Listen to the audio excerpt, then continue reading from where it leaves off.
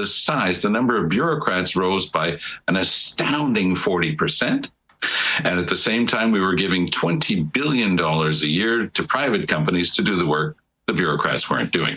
We got breaking news here. Welcome back to Moose and Loose. My name's David. Today we got Donald Trump saying he's going to rip up all negotiations with Canada because Mark Carney is a terrible negotiator. We also got Daniel Smith floating the idea of a provincial Alberta police force. Let's jump into this. I'm not exactly sure what spurred this off, but Mark Carney did come out with this recently. This was going back just a week and a half ago. Canada could slap more duties on U.S. steel and aluminum, says Carney. Mark Carney saying he's going to increase the tariffs in 30 days if a deal wasn't made. Donald Trump coming out today announcing the United States will be terminating all discussions on trade with Canada effective immediately due to Liberals' digital service tax, and tariffs will begin being enforced within 7 days. Mark Carney, an absolute disaster in this negotiation. He doesn't know what he's doing. Trying to play hardball with Donald Trump is not working out. Okay, folks, we've got some breaking news to tell you about right now, and forgive me for looking down. I'm just looking at my monitor. This is coming from the U.S. President, Donald Trump. Here's what I'm getting on the wires. We are hereby terminating all discussions on trade with Canada effective immediately. Looking at his post here, we've just been informed that Canada, a very difficult country to trade with, including the fact that they have charged our farmers as much as 400% tariffs for years on dairy products, just announced that they are putting a digital service tax on our American technology companies, which is a direct and blatant attack on our country. They are obviously copying the European Union, which has done the same thing. And this is currently under discussion with US also. Based on this egregious tax, we hereby are terminating all discussions with trade on Canada effective immediately. We will let Canada know the tariff they will be paying to do business with the United States of America within 7-day period. Thank you for your attention on this matter. So this tells you everything you need to know. The dairy cartel, the supply management agreement, clearly has its tentacles in the government. Because if we look at this, what was just passed recently, Canada takes supply management off the negotiating table. This is back from June 19th. They put this into law. It's actually in law. This law prohibits the government from making trade deals and weakening tariff rate quotas or rate import quotas on dairy, eggs, chicken, and turkey products. This bill here essentially forbids ministers from lowering tariffs on dairy. They enshrined this in law. Donald Trump found out about this. Donald Trump also found out about this. Carney barking here about how he's going to increase tariffs, and now he's letting him know who's really in control. Mark Carney is a terrible negotiator. He's not making a deal. He's an absolute idiot. And maybe this is what he wants. Maybe he wants to hurt Canada with this. I can't figure out what's going on. Is he just awful, or was this planned? This is coming, huge breaking news from the U.S., directly from the president, just at a moment where the House of Commons is not sitting down anymore, and Prime Minister Carney was suggesting to the Canadian public that things are normalizing and getting on the right track in terms of trade with the United States. This is going to be a huge story for us today. Stay tuned to CBC. She just said it there. Get your butts back to work. Get back in the House. Get rid of this dairy cartel. Dissolve that bill they just put in. Get rid of the DST. Like, seriously, anyone can negotiate this. It has half a brain. It's obvious what they want. Beef up our border. Get rid of the street fennel. Get rid of the DST. Get rid of the dairy cartel. More defense spending. That's it. You do that, you'll get a deal. Yeah, elbows up. So Brian Lilley's response to this industry told the Liberals to scrap the DST. Premiers asked them to drop it. Biden admin started a pending trade dispute with the U.S. The Liberals kept this tax. Now Trump has canceled all trade talks with us. We are killing other industries over this dumb tax. It must go. Yeah, why are Canadian jobs being destroyed over this stupid tax? Knew this was coming. Carney was supposed to be our savior. Yeah, he's no savior. Carney's arrogance got the best of him. He thought he could handle Trump. He can't. In reality, if Pierre Poilievre was negotiating this, he could have negotiated on the same political side, on the right, and made concessions that aligns with Donald Trump. It would have been much easier for Pierre to negotiate a deal than Mark Carney. I'm losing track of all the positions our elbows need to be in. So what exactly is the DST? Well, the DST was brought in on June 20th, 2024, Bill C-59. The DST is a 3% tax on Canadian-sourced digital media services revenue earned by large domestic and foreign taxpayers. It applies on a calendar basis. It applies to companies' global revenue sources, all sources, 750 million euros or more in a fiscal year. So it targets big tech companies, Facebook, Twitter, Amazon, YouTube, etc. Digital service revenue of more than 20 million in a particular calendar year. The 3% tax is to be levied on the amount of which Canadian digital services revenue for a particular calendar year exceeds 20 million, which is prorated among consolidated group members. So basically, if a company makes 1.1 billion Canadian dollars or 750 million euros globally, this applies, or $20 million in Canada. Regardless, this is a tech industry tax that is pissing off Donald Trump that needs to be removed immediately. Jumping over to Truth Social here and looking at Donald Trump's most recent posts coming after this one announcing he's immediately ending all trade talks with Canada. He's posted this: the great Republicans in U.S. Senate are working all weekend to finish our one big beautiful bill. We are on the precipice of delivering a massive general tax cuts. No tax on tips, no tax on overtime, no tax on Social Security for our seniors. Look at the stark difference here and what's going on. Mark Carney is protecting the dairy cartel. He's protecting this digital service tax and throwing Canadians under the bus. Canadian jobs out the window for what? Supply management? I don't know what the view of all farmers are, but I know some farmers don't want to have that supply management system in place. And the digital service tax, get rid of that. We're going to destroy our economy over a stupid digital service tax? That was the number one thing he listed. Canadians voted for the worst person possible to negotiate with Donald Trump in Mark Carney. When it comes down to it, Daddy's home. This is something posted by the White House Twitter account. Just wanna get your attention. Daddy's home for me. Okay, we can't have that music in there, but they posted this. So if you missed the whole NATO situation where they're calling him daddy and he's just embracing it, you can't get him on the guy. They tried it almost as a kind of like a gotcha question, or I don't know, trying to make fun of him or whatever. It doesn't work. He just embraces it. So next up, we got Tom Mulcair on CBC talking about Mark Carney's commitment to 5% GDP at NATO. Let's talk first of all about how realistic this commitment is. We're looking at another 45 to 50 million or billion rather dollars a year. How do we do it? Yeah, and I was listening to Kevin Page in the clip just before saying that, well, this might require a tax increase. I really like Kevin. I've known him for many years, but he seems to be forgetting that there are actually two sides to a balance sheet. And you listen to the throne speech that was delivered by King Charles III, and you understand that the team that Carney has put together has a steadfast resolve to start shrinking the size and the expenditures of the Canadian federal government. And it's understandable. We had a 9% increase per year through the 9 years of the Trudeau reign. The government itself, the size, the number of bureaucrats rose by an astounding 40%.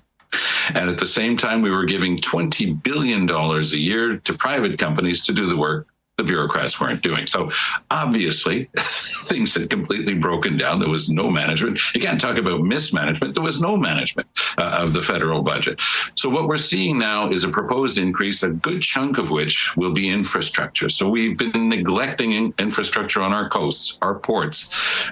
Everything has been neglected. The Liberals have sent all our money over to Africa and Asia and everywhere else and haven't spent it here. Our military being one of these areas that haven't received the proper funding. The North, I mean, we're the country that has these massive fronting on three oceans, the Pacific, the Arctic, and the Atlantic, and we're not capable of defending ourselves. The North is a good example. We have underinvested there. There is so much that needs to be done. Much of it will generate work in Canada. Prime Minister Carney yesterday gave a very good example talking about icebreakers. Those are going to be built in Canada. It's interesting they're playing this footage, but it's blurred out. Did they later find out that footage they had can't be shown, but they still used it? It's very weird.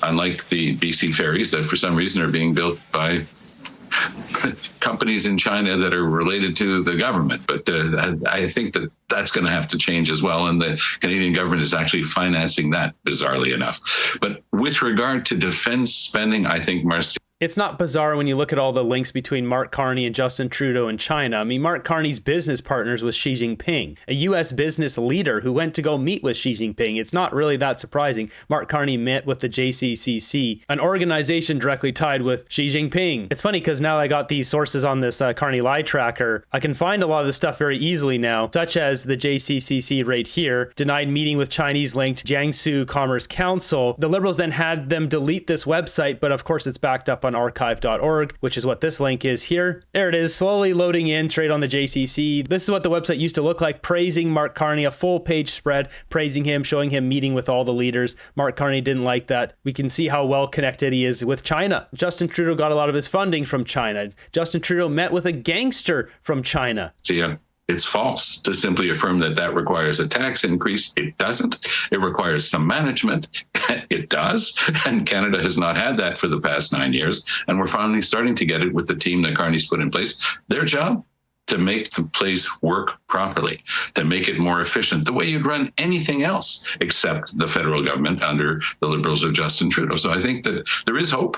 And I think that Canada finally meeting its NATO obligations of 2% was a good start. The extra 3%, as I say, will include a lot of things that are infrastructure. They'll be there for long term, and they'll create a lot of jobs in this country. It doesn't require a tax increase. But Carney's setting up new divisions of government. Nothing will shrink. Nothing will get better. Yeah, he is. It's going to be more spending. He takes away some, he adds some. It's going to be the same, if not worse. Next up, Danielle Smith, not messing around here. She's opened up the idea of an Alberta police force. This is once again applying more pressure, opening the pathway for Alberta separation, which forces Mark Carney to stop treating Alberta like garbage. This is one of the requirements of any state in America. So if Alberta wanted to become a state, the 51st state of America, they would need their own police force. Or if they became their own nation, they would need their own police force.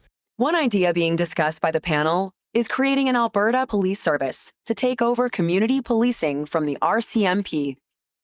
Today, roughly 80% of Albertans are served by local municipal police services, such as the Calgary, Edmonton, and Lethbridge City Police Services. However, Albertans living in most rural communities and a few mid-sized cities like Red Deer, Fort McMurray, and Airdrie are policed by the RCMP under Alberta's policing contract with Ottawa. And as is the case with most federal agreements, Alberta is getting shortchanged. To be clear, RCMP police officers and staff aren't the problem. They do all they can to protect us with the resources they have. The problem is Ottawa.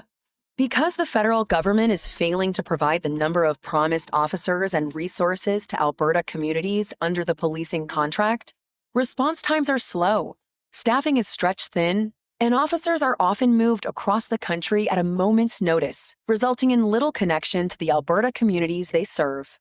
Furthermore, because of French language requirements, English-speaking Alberta officers do not qualify for senior RCMP positions. And ultimately, the RCMP's policing priorities are chosen by the federal government in Ottawa. That's absolutely absurd. I mean, I grew up in Alberta. I'm an Alberta boy. Nobody speaks French in Alberta. There's people who do speak French. If you basically go anywhere in Alberta, you're not going to hear anyone speaking French in a store, in a coffee shop, anywhere. Unless you really go and look for it, like you went to a French language class, you're not going to hear people speaking French. That shouldn't be a requirement. Ottawa should change that. Obviously, they're not going to do anything to help Alberta because that's what the Liberals do. Rather than the provincial government in Alberta. Even the federal government itself has recently stated the RCMP should transition away from contract policing when current agreements expire in 2032. Ontario and Quebec have had provincial services for over 100 years. Why not Alberta? So, what are the benefits of Alberta withdrawing from the federal policing contract and creating our own provincial police service to provide community policing? 1. More local, more accountable.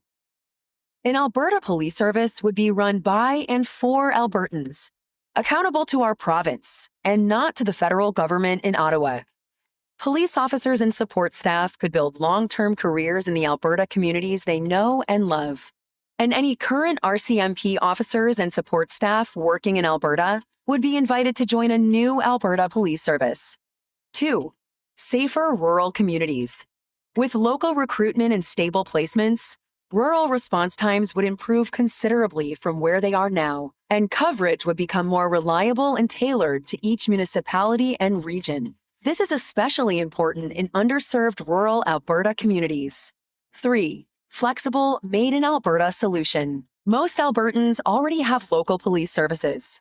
The province would assist larger communities like Red Deer, Fort McMurray, and Airdrie to transition to their own police services, while smaller, rural communities would be policed by the new provincial police service. And of course, nothing would change for Edmonton, Calgary, and other communities that already have municipal police services in place. But there are also potential drawbacks to consider. 1. Startup costs. Establishing a new police service requires significant initial investment. Hiring officers, buying equipment, building training infrastructure, and training personnel. Ultimately, the startup costs could reach into the hundreds of millions over several years. 2. Loss of some federal operational funding. The federal government currently covers 30% of RCMP contract policing costs. It is therefore likely that there will be additional ongoing operational costs for the province. However, municipalities would not be saddled with those costs. So, should Alberta create an Alberta Police Service to...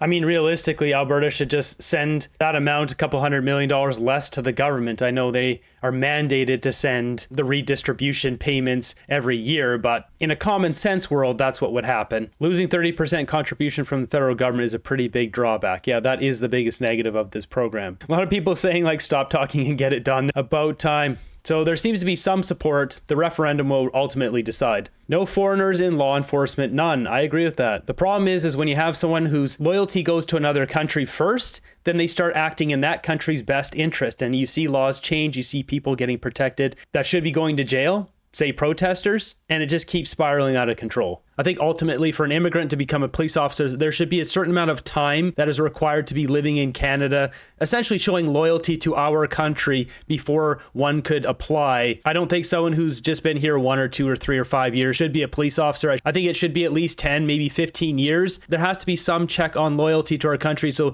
laws and treatment of Canadians is going to be in Canada's best interest and not in another nation's best interest. And a perfect example of this are those Ontario police officers who are promoting Palestinian life and their culture and their religion openly on a podcast. And while on the surface that might not be bad, if you look at what's happening in the streets, Palestinian protests have been far more reckless to Canadian life, blocking infrastructure than the Freedom Convoy ever was. Yet Canadians were the ones who were punished for the Freedom Convoy for simply setting up and protesting the government for a couple of weeks versus Palestinian protests that have been running week after week after week for over a year and a half now. So clearly there's a double standard because the police are protecting it. And that's once again not acting in Canadians' best interest. So yes, there should be a mandate on how long someone's been here. There should also be some sort of loyalty test. I don't know what that is, but we can't have police officers not acting in Canada's best interest when they're policing our country.